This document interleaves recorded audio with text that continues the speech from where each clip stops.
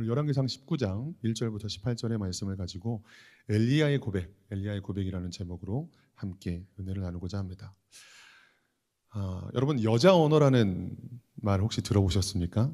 여자분들이 더 많은 것 같긴 한데, 여자 언어 좀 이렇게 살짝 비꼬는 말일 수도 있는데 전혀 그런 의도는 갖고 있지 않고요. 남자가 하는 말은 그 말 그대로의 의미를 갖는데 반해서 여자들의 말은 무슨 의미인지 잘 생각해 봐야 된다라는 거예요. 그냥 들었을 때와 다른 의미가 그 말 속에 내포되어 있다라는 이야기죠. 예를 들면 이런 것입니다. 어떤 여자가 뭐해? 라고 묻는다면 너의 시간을 나에게 투자하길 원한다라는 의미를 갖는데요. 뭐해? 오빠 뭐해? 여보 뭐해? 나한테 빨리 시간을 투자해라는 의미를 갖는다는 거죠. 만약에 휴 하고 한숨을 내쉰다면 이건 무슨 의미일까요? 여자분이 한숨을 내셨어요. 무슨 의미일까요? 내 고민을 빨리 해결해 달라라는 의미를 갖는데요. 그런가 하면 각각 다른 말이지만 같은 의미를 갖는 말도 있습니다. 예를 들면 이거 어때? 나 배고파. 사고 싶은데 비싸. 어디 스파게티 맛있겠더라. 다 무슨 말이죠? 사달라는 말이죠. 사줘라는 의미라는 거예요. 그냥 들었을 때와 전혀 다른 의미를 갖는 말들이라고 하는 겁니다. 오늘 본문에 보면 엘리야가 이렇게 고백하죠.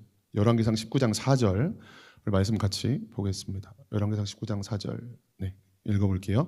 자기 자신은 광야로 들어가 하룻길쯤 가서 한 로뎀나무 아래에 앉아서 자기가 죽기를 원하여 이르되 여호와여 넉넉하오니 지금 내 생명을 거두시옵소서. 나는 내 조상들보다 낫지 못하니이다 하고. 아멘. 여호와여 넉넉하오니 지금 내 생명을 거두시옵소서라고 자신을 죽여달라고 하나님께 요청하고 있는 엘리야의 고백을 보게 됩니다. 여러분, 엘리야는 왜 죽고 싶다고 말했을까요? 왜 그는 넉넉하오니 차라리 내 생명을 걷어가달라고 했을까요? 아니, 엘리야는 정말 죽고 싶었을까요? 정말 죽기를 원하는 것이었을까요? 그는 이세벨의 위협 앞에서 도망쳤습니다. 내일 이맘때 네가 죽인 선지자들과 똑같이 너도 만들어주겠다라는 그의 위협 앞에서 그는 갈멜산에서 부엘세바까지 도망쳤습니다. 그리고 그것도 모자라 광야로 하룻길을 더 들어갑니다. 지도를 좀 보여주시겠어요? 지도를 좀 보여주시면 중간 위쪽으로 빨간색 동그라미가 있고 그리고 아래쪽에도 빨간색 동그라미가 있습니다. 위쪽에 보면 위쪽 동그라미가 갈멜산이에요. 그리고 저 아래쪽으로 내려와서 있는 동그라미가 부엘세바입니다.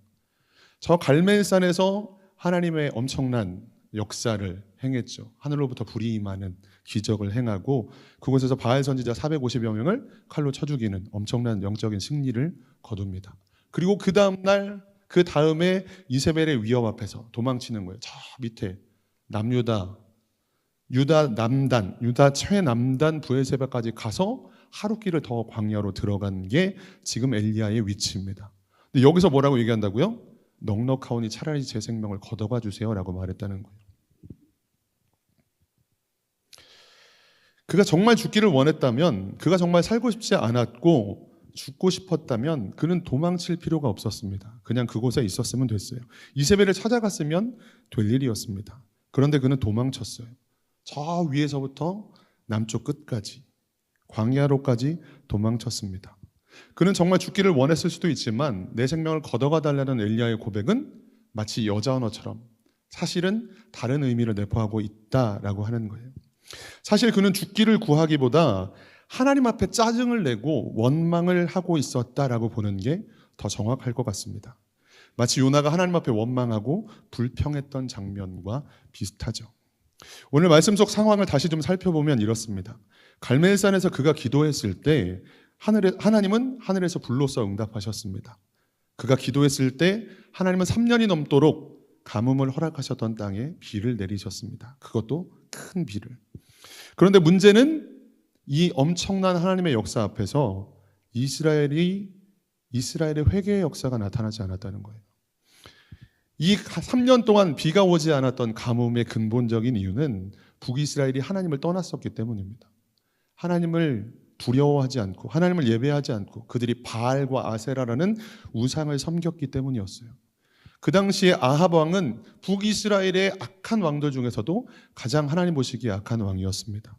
그러다 보니 그 땅에 하나님께서 비를 내리시지 않는 가뭄이라는 징계를 허락하셨던 거죠. 그런데 하늘로부터 불이 임했습니다. 하늘로부터 비가 내렸어요. 그런데 여전히 이스라엘의 회개의 역사가 나타나지 않았다는 겁니다. 그들이 하나님께로 돌이키지 않았다는 거예요. 이것이 바로 엘리야가 낙심하며 죽기를 구했던 가장 큰 이유였다는 겁니다. 그가 하늘에서 비가 오지 않을 것이라고 선포한 이후 3년이 넘는 시간 동안 엘리야는 공식적인 사역을 하지 않습니다. 회개하라고, 하나님께로 돌이켜야 된다고, 우리 다시 하나님께로 돌아가자라고 백성들 앞에서 선포하고 회개를 촉구하는 메시지를 전하지 않습니다. 그는 이 가뭄의 시간 동안 그리시네가에 있다가 그곳도 물이 마르자 가뭄이 그칠 때까지 사르밧 과부의 집에서 기거합니다. 그 집에서 가루와 기름이 끊이지 않는 역사를 행하기도 하지만 그는 공식적인 사역을 감당하지 않습니다. 그는 하나님의 회개의 메시지도 전하지 않았고 하나님의 역사를 나타내지도 않았습니다. 그렇게 3년여가 지난 거예요. 그리고 마침내 3년이 지나고 나서 마침내 하나님의 말씀이 들립니다. 열왕기상 18장 1절 말씀 같이 보겠습니다. 많은 날이 지나고 제3년에 여호와의 말씀이 엘리야에게 임하여 이르시되 너는 가서 아합에게 보이라. 내가 비를 지면에 내리리라. 아멘. 이 하나님의 말씀 이후에 그는 갈멜산에서 하늘에서 불을 내리는 영적인 대결을 펼쳤던 것이었습니다. 여기서 엘리야의 심정은 어땠을까요? 그는 긴 가뭄 중에도 돌이키지 않는 백성들을 향해 안타까움이 있었을 겁니다. 하나님의 말씀이 없으셨기에 대외적인 활동이나 사역은 하지 않고 있었지만 그는 여전히 자신의 민족을 위해 기도하기를 쉬지 않았을 거예요. 그의 고백대로 그는 열심히 유별했으니까요. 3년의 시간이 지난 후 마침내 하나님의 말씀이 임하였을 때 아마도 그는 이렇게 생각했을 겁니다. 드디어 하나님의 회복의 역사가 시작되는구나. 드디어 하나님께서 이 백성을 회복시키시는구나. 하나님이 일하시기 시작하는구나. 그는 기다렸다는 듯이 백성들 앞에서 외칩니다. 열왕기상 18장 21절 말씀 같이 볼까요? 엘리야가 모든 백성에게 가까이 나아가 이르되 너희가 어느 때까지 둘 사이에서 머뭇머뭇하려느냐. 여호와가 만일 하나님이면 그를 따르고 바알이 만일 하나님이면 그를 따를지니라 하니 백성이 말 한마디도 대답하지 아니하는지라. 아멘. 하나님의 말씀이 임하자마자 그가 어떻게 했다고요? 바로 아합 왕을 찾아가고 백성들을 소집합니다. 너희가 어느 때까지 둘 사이에서 머뭇머뭇하겠느냐고. 하나님이 만일 하나님이면, 여호와가 하나님이면 그를 따르고 바알이 하나님이면 그를 따르라고 그는 외칩니다. 선포합니다. 그리고 간절히 기도하죠. 그때 어떤 역사가 나타나는 거예요? 하늘에서 불이 내립니다. 바알 선지자와의 영적 대결에서 그는 엄청난 승리를 거둡니다. 그가 얼굴을 무릎 사이에 놓고 기도했을 때 하늘에서 비가 내립니다. 3년간 비도 이슬도 내리지 않았던 그 땅에 비가 내렸다고요. 그런데 이 엄청난 역사를 보고서도 이스라엘은 하나님께로 돌이키지 않는 거예요. 이스라엘 백성도 아합 왕도 우리가 잘못했다고, 우리가 하나님 앞에 범죄했다고, 어떻게 해야 우리의 이 죄의 문제를 돌이킬 수 있느냐고, 회개할 수 있게 회복할 수 있느냐고 묻지 않습니다. 그들은 여전히 하나님과 바알 사이에서 머뭇머뭇하고 있었다라고 하는 거예요. 내 생명을 거두겠다는 이세벨의 협박보다 바로 이 일이, 지금 벌어지고 있는 상황이 그로 하여금, 엘리야로 하여금 차라리 제 생명을 걷어가 달라고 말하게 했던 겁니다. 자기가 생각했던 하나님의 역사가 나타나지 않으니까 오늘과 같은 고백을 했다는 겁니다. 드디어 하나님이 이 땅을 회복시키려고 하시는구나. 하나님의 회복의 역사가, 하나님의 일하심이 드디어 시작되는구나 라고 생각했던 그에게 불이 내리고 비가 내렸지만 전혀 돌이키지 않는 백성들을 보고 그는 실망했고 차라리 죽기를 구하고 있었다라는 거예요. 우리의 신앙생활도 마찬가지입니다. 우리가 신앙생활을 하면서 내가 생각하는 하나님의 뜻, 내가 생각하는 하나님의 계획, 하나님의 일하심이 있습니다. 근데 그것과 다른 일들이 나타날 때, 우리가 마주하는 상황이나 현실이 내가 기도해도 바뀌지 않고 내가 바라는 어떤 하나님의 일하심, 하나님의 선하심과 다르게 나타날 때 우리는 실망하는 거예요. 낙심하는 거예요. 내가 하나님의 뜻대로 행하는 것과 내가 바라고 기도한 대로 무언가가 되는 것은 전혀 다른 것입니다. 우리가 기도하는 이유는 하나님의 뜻을 이루기 위함인 줄 믿습니다. 내가 생각하는 하나님의 뜻을 이루기 위함이 아니라 하나님의 뜻이 이루어지기를 구하는 것이 기도인 줄 믿습니다. 이것을 혼동할 때 우리는 오늘 엘리야가 범했던 실수를 동일하게 하게 되는 거죠. 로뎀나무 아래에서 죽기를 구하는 엘리야에게 하나님은 천사를 보내시고 그를 어루만지십니다. 그리고 호렙에서 다시 한번 그를 만나주시죠. 열왕기상 19장 11절에서 12절입니다. 읽어보겠습니다.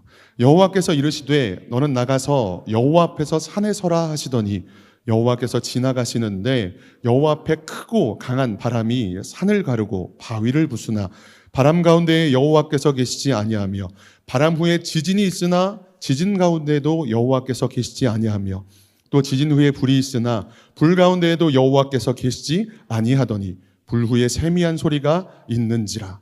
아멘. 하나님은 산을 가르고 바위를 부수는 크고 강한 바람 속에 계시지 않았습니다. 바람 후에 일어난 지진 가운데도 계시지 않았고 지진 후에 불 가운데도 하나님은 계시지 않았습니다. 하나님은 어디에 계셨죠? 그 후에 세미한 소리로 엘리야에게 찾아오십니다. 여러분, 여기서 강한 바람, 지진, 그리고 불이라고 하는 게 마치 우리가 바라는 하나님의 임재, 하나님의 역사의 어떤 모습들 아닌가요? 엘리야가 기도했을 때 하늘로부터 불이 임했던 것처럼, 그가 기도했을 때 하늘에서 비가 내렸던 것처럼 우리가 바라는 하나님의 역사는 이렇게 보여지는, 아 진짜 하나님께서 내 삶에 이렇게 일하고 계시는구나 라는 게 느껴지는 모습들, 우리가 구하고 기도하는 내용들이 주로 이렇게 마치 바람처럼 불처럼 지진처럼 임하시기를 바라고 있는 건 아닌가라는 거예요. 그런데 하나님은 그 속에 계시지 않았대요. 하나님은 엘리야에게 어떻게 찾아오시죠? 세미한 음성으로 찾아오십니다. 여러분, 그 세미한 음성이 뭐예요? 하나님께서 천지를 창조하신 말씀인 줄 믿습니다. 아멘이십니까? 여러분, 눈에 보이는 무언가, 내가 느낄 수 있는 무언가가 아니라 하나님의 말씀을 가까이 하실 수 있기를 주님의 이름으로 축복합니다. 말씀을 듣는 자리로 자꾸 나오셔야 돼요. 말씀이 들려지고 말씀이 선포되는 예배의 자리로 나오셔야 합니다. 그렇지 않으면 넘어지는 거예요. 그렇지 않으면 불을 구하는 거예요. 지진을 구하는 거예요.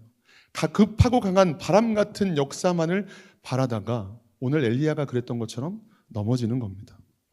말씀을 가까이 하셔야 돼요. 우리가 왜 나가서 성경 읽기를 하죠? 그 말씀의 능력이 있기 때문이에요. 그 말씀의 생명이 있기 때문이에요. 얼마 전 새벽 예배 시간에도 잠깐 나눴습니다만 예수님께서 사단의 시험을 당하십니다. 돌을 떡으로 만들어봐라, 뛰어내려봐라, 절해봐라 라고 사단이 시험할 때 예수님께서 그 시험을 어떻게 이기시죠? 말씀으로 이기십니다. 더 정확하게는 기록된 말씀으로 이기십니다. 신명기의 말씀으로. 예수님은 그냥 한마디 하시면 사단이 물러갈 수 있습니다. 아니, 손짓만 하셔도 갈 수 있습니다. 예수님은 하나님이시잖아요. 말씀만 하셔도 되잖아요. 그냥 물러가라고, 죄송합니다, 꺼지라고 하시면 그냥 즉시로 다 갈 수 있습니다. 근데 예수님은 어떻게 하셨죠? 기록된 말씀으로 사단을 대적하십니다. 그때 나눴어요. 왜 기록된 말씀으로 하셨을까? 그 기록된 말씀에 능력이 있기 때문입니다. 우리도 그 기록된 말씀으로 사단을 대적할 수 있고 영적인 전쟁에서 승리할 수 있기 때문입니다. 우리 주님은 본으로 보여주시는 거예요. 오늘도 마찬가지입니다. 우리 하나님이 어디 계셨다고요?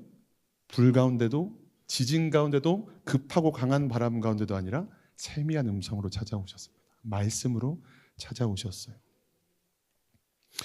우리가 바라는 기적적인 현상이나 어떤 무엇이 아니라 하나님의 말씀에 귀를 기울일 때 하나님은 우리의 인생을 지도하시고 갈 길을 밝히 보여주실 줄 믿습니다. 또 한 가지, 오늘 엘리야가 이렇게 고백하게 됐던 또 한 가지 이유는 자신이 혼자라고 생각했기 때문이에요. 열왕기상 19장 14절 말씀 우리 다시 한번 읽어보겠습니다. 그가 대답하되 내가 만군의 하나님 여호와께 열심히 유별하오니 이는 이스라엘 자손이 주의 언약을 버리고 주의 제단을 헐며 칼로 주의 선지자들을 죽였음이오며 오직 나만 남았거늘 그들이 내 생명을 찾아 빼앗으려 하나이다. 아멘. 나만 남았습니다. 다 죽고 나밖에 남아있지 않습니다. 라고 이야기하는 거예요. 그는 정말 혼자였습니까? 이 말씀을 우리 이미 다 알고 있지만 우리 하나님께서 뭐라고 말씀하시죠? 바알에게 무릎 꿇지 않은 자가 7천이 남아있다고 말씀하십니다. 그는 혼자라고 생각했지만 실상은 혼자가 아니었죠. 하나님의 사람들이 곳곳에 있었다라는 거예요. 재밌는 건 제가 오늘 이 말씀을 준비하면서 이 앞뒤 성경들을 쭉 읽어봤는데 참 성경을 읽다 보면 재밌는 부분들을 많이 발견합니다. 하나님께서 엘리야는 혼자라고 느꼈지만 숨어있는 하나님의 사람들을 보여주십니다. 몇 군데만 좀 찾아볼게요. 열왕기상 18장 3절에서 4절입니다. 읽어보죠. 아합이 왕궁 맡은 자 오바댜를 불렀으니 이 오바댜는 여호와를 지극히 경외하는 자라.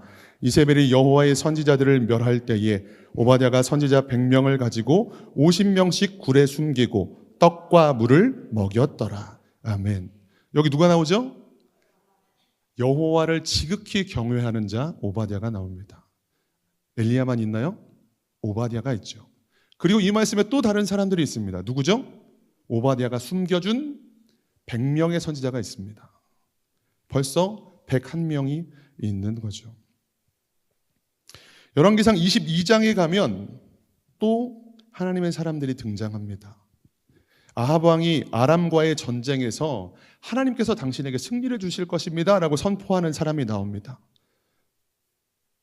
여기 20장에 나옵니다. 20장에. 그의 이름은 등장하지 않는데 선지자 한 사람이 와서 하나님께서 아람과의 전쟁에서 왕에게 승리를 주실 것입니다 라고 선포하는 한 선지자가 나옵니다.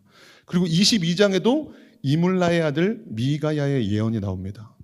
내가 하나님께서 나에게 하늘에서 우리식으로 표현하면 하늘의 어전회의를 보여주셨는데 거짓 선지자들에게 내가 들어가 당신을 속이겠습니다 라고 말하는 장면을 내가 봤습니다 라고 이물라의 아들 미가야의 예언이 등장하죠. 엘리야가 나만 남았습니다 라고 고백하는 그 앞뒤 성경 속에 하나님의 사람들이 이렇게 보이는 거예요. 그런데 엘리야는 지금 혼자만 남았다고 말하는 거죠. 지금 엘리야가 부엘세바를 넘어 남쪽 광야까지 숨어들어서 지금 있는 곳이 어디냐? 그는 굴 속에 있습니다. 굴이라는 곳이 어떤 곳이죠? 어두침침하고 지금 누구도 같이 있지 않은, 그나마 사환 한 사람이 그와 같이 다녔는데 그 사환도 떼어놓고 하루길을 더 와서 굴에 숨어 있는 게 지금 엘리야의 모습이었다라고 하는 거예요.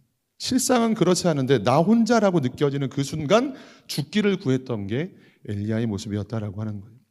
여러분, 하나님은 우리가 신앙생활을 하는 데 있어서 동역자를 붙여주십니다. 이곳에 있는 우리 모두가 하나님께서 허락하신 동역자고 공동체죠. 그가 지금 굴 속에 혼자 들어와 있는 이 순간, 며칠 전 갈멜산에서 행했던 엄청난 역사들은 오히려 그로 하여금 더 실망하고 좌절하게 만드는 상황이었을 거예요. 제가 예전에 수십 년은 아니고 한 몇 년 된 것 같은데, 예전에 무한도전이라는 프로그램에 차승원 씨가 게스트로 나와서 그 탄광에 들어가서 석탄을 캐는 극한 알바라는 프로그램을 한 적이 있었습니다. 근데 그때 차승원이 자기 몰골을 보니까 너무 거의 거짓골인 거예요. 완전 새까맣고 땀과 물에 쩔어 있어가지고 내가 지금 여기서 뭐 하고 있지? 라고 하면서 그가 했던 말이 뭐냐면, 엊그저께 내가 홍콩에서 연예인들이 모이는 파티에서 샴페인 들고 막 이러고 있었는데 한 이틀 3일 후에 지금 지하 깊은 탄광에 들어가서 석탄을 캐고 있는 자기의 모습을 얘기하는 거예요. 나 엊그저께 홍콩에서 공리 여사하고 샴페인 나누고 있었는데 뭐 이런 얘기를 하는 거예요.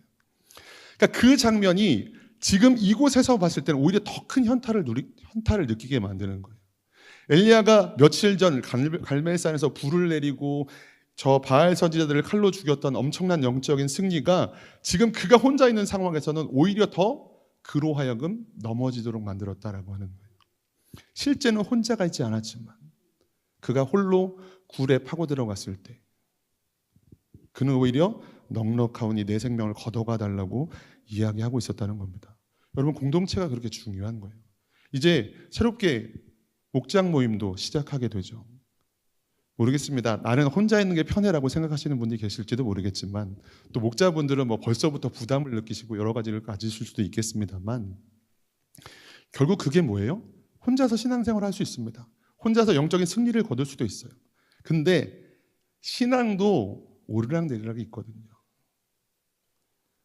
내가 좋을 때는 넘어지지 않고, 내가 좋을 때는 혼자서도 저 바알 선지자 450명과 대결을 펼쳐서 이길 수도 있지만, 그가 낙심했을 때는 혼자 있는 그것이 차라리 내 생명을 걷어가 달라고 말하는 일이 되었다라고 하는 거예요. 하나님께서 왜 교제를 하게 하셨을까요? 왜 공동체를 허락하셨을까요?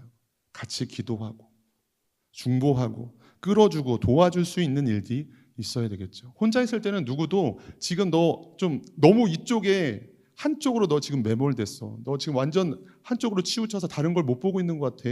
너 혼자 아니야. 야, 너 며칠 전에 오바댜 보지 않았니? 지극히 하나님을 경외하는 자. 그가 100명의 선지자를 남겨두었던 것도 알고 있잖아. 우리도 마찬가지입니다. 우리도. 나 혼자 있을 때도, 아니면 내가 친한 몇몇 사람들과 있을 때도 동일합니다. 그 사람들은 나하고 같은 생각을 갖고 있는 사람들이에요. 잘못된 생각을 갖고 있는 공동체와 있는 순간 다른 사람들의 소리가 들려지지 않는 거죠. 혼자만, 나만 하고 있다고 생각하게 되는 겁니다. 아니요, 그렇지 않아요. 나는 열심히 유별하여서 하나님을 섬겼는데 이제 저밖에 남아있지 않습니다. 엘리야의 고백은 실상은 틀린 고백이었죠. 그러나 그는 지금 거짓말을 하고 있는 게 아니에요. 자기는 혼자라고 느끼고 있었던 겁니다. 오늘 말씀을 마치겠습니다. 우리 이 말씀을 좀 같이 읽어보고 말씀을 마치죠. 로마서 8장 28절입니다.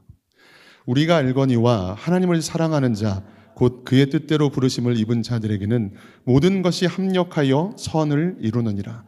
아멘. 여러분, 여기서 선이 뭘까요? 내가 바라는 무엇일까요? 내가 꿈꾸는 무엇일까요? 그렇게 생각하면 오늘 엘리야와 같은 낙심이 찾아오게 됩니다. 여기서 선은 하나님의 뜻, 하나님의 선한 계획입니다. 모든 것이 합력하여 선이 되느니라. 모든 것이 합력하여 하나님의 뜻이 이루어질 것이다 라고 말씀하시는 거예요. 여러분, 하나님의 뜻이 이루어지길 기도하실 수 있기를 원합니다. 그러면 그것이 우리에게 가장 선한 것이 될 줄 믿습니다. 우리에게 가장 좋은 것이 될 줄 믿습니다. 합력하여 이루시는 그 선이 우리에게 가장 선한 것, 가장 좋은 것임을 믿으시고, 그렇게 오늘도 주님과 동행하실 수 있는, 또 주님께서 허락하신 공동체와 함께 하실 수 있는 저와 여러분들 되시길 주님의 이름으로 축복합니다. 엘리야는 850대 1로 있었던 것이 아니라 7001대 850으로 있었습니다. 기도하겠습니다.